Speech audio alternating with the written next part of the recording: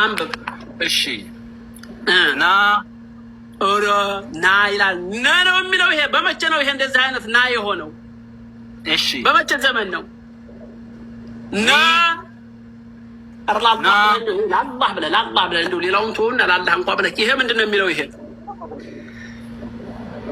ምንድን ነው የሚለው? ኒ ና ነው እንጂ አንተ የነበል ና ናም አይደለም። ተገልብጦ ነው እንደሚታይ ለአንተ ነው። ትክክል ነው፣ ትክክል ነው ኡስታዝ። ና طيب ና በል ና ለምን ትላለህ? ነብር በል እስቲ ነብር። طيب እንደዚህ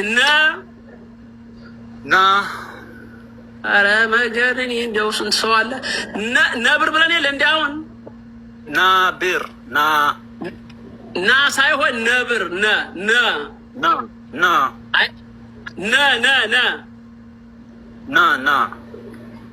የራስህ ጉዳይ። ኑ ተጋርዝ ኑ።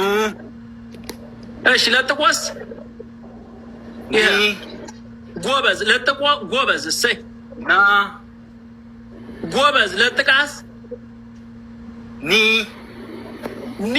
ቀለበት አላት እኮ ይቺ ቀለበቷን አስተውሎት እንደው ያንተ መምህር መቼም እንደው እንጃለት እንደው ኒ አይዋ ይቺሳ ኒ ይቺማ አይደለችም።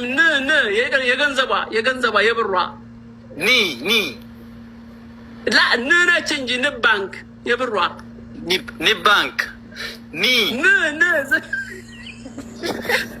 በል ኒ ወለኔ